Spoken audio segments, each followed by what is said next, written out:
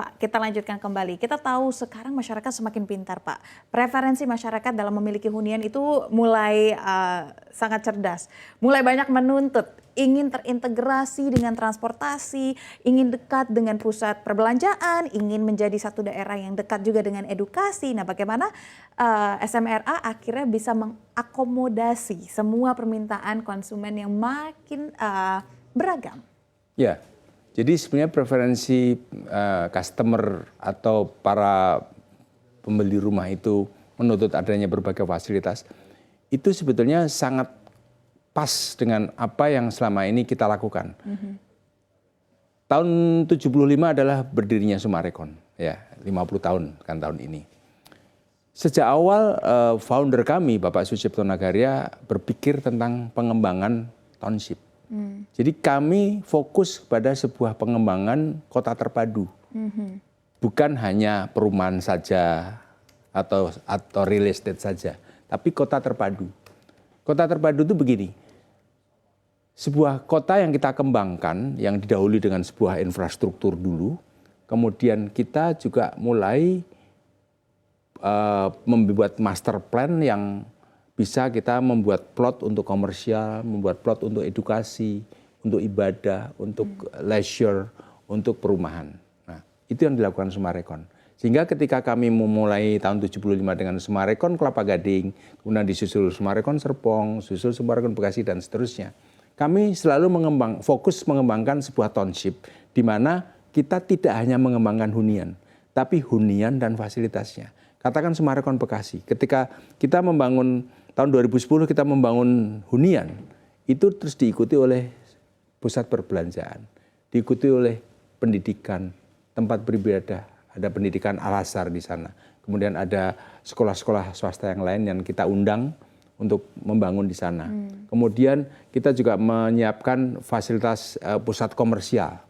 Nah, sehingga terus kemudian juga ada rekreasi, ada danau, ada apa namanya fasilitas taman dan sebagainya. Artinya apa? Tadi yang disampaikan sama Safina bahwa preferensi masyarakat pembeli rumah itu ingin mendapatkan satu kemudahan fasilitas. Summarecon sajikan dengan pembangunan kota terpadu itu. Dan sekarang nyatanya mulai dari Summarecon Kelapa Gading, Summarecon Serpong, Summarecon Bekasi, Summarecon Bandung, dan seterusnya. Itu adalah sebuah kota terpadu di mana ketika tinggal di sana, kita sudah ada pusat perbelanjaan, ada pasar basah, ada pendidikan. Pendidikan kebetulan kita juga kerjasama dengan Yayasan Islam Al-Azhar, dan kita membangun sekolah Al-Azhar di Summarecon Bekasi, di Summarecon Bandung, di Summarecon Serpong, di Summarecon Makassar. Sehingga semua tipikal yang kita kembangkan, sebuah kota terpadu itu kota yang memang syarat dengan fasilitas yang memang menjadi kebutuhan dari para penghuni yang membeli rumah di kota terpadu yang dikembangkan oleh Summarecon. Oke. Nggak lepas juga Pak, jika ngomongin perkembangan properti harus dikaitkan juga dengan digitalisasi dalam hal pemasaran dan sebagainya. Nah, apa langkah konkret SMRA untuk bisa memperkuat ekosistem digital termasuk dengan adanya penggunaan data pelanggan ataupun adanya virtual showroom? Oh ya, memang sebetulnya dimulai dengan zaman COVID ya. Zaman COVID ini kan kita punya satu keterbatasan, sehingga sejak saat itu kita mengembangkan ekosistem digital. Kita ada virtual show unit, kemudian kita juga memanfaatkan sosial media seperti YouTube, kemudian TikTok, Instagram, dan sebagainya. Kemudian kita juga kerjasama dengan para agent properti, influencer atau KOL yang memang kita undang, yang memang hebat di bidangnya, sehingga bisa ikut membuat konten-konten yang untuk memasarkan produk kita. Nah, kita juga punya satu aplikasi namanya Summarecon Home Apps, di mana kita dengan aplikasi ini, kita punya kemudahan untuk berkomunikasi dengan para konsumen kita. Kemudian kita juga bisa meningkatkan pelayanan, bahkan dengan kita berkomunikasi, kita semakin tahu sebenarnya need dari para pelanggan kita atau calon pelanggan itu kita bisa serap. Karena gini, ketika kita mau mengembangkan sebuah produk, baik itu produk hunian atau produk komersial, kita harus tahu nomor satu adalah sebenarnya customer need itu apa. dengan data seperti dengan tadi aplikasi itu juga mempermudah komunikasi kita.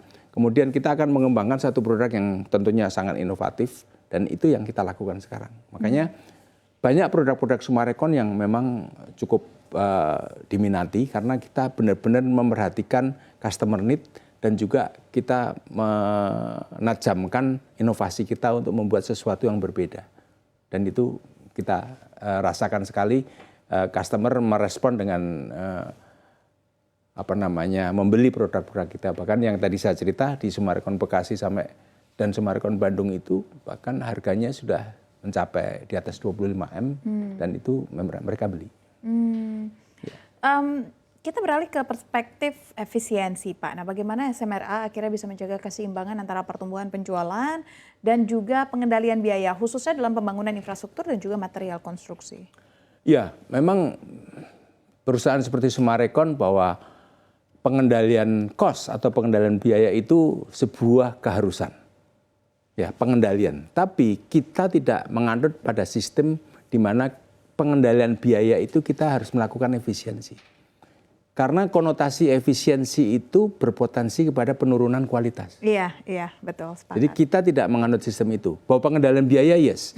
Karena ketika ada pengendalian biaya artinya kita juga harus kita punya profitabilitas harus tumbuh.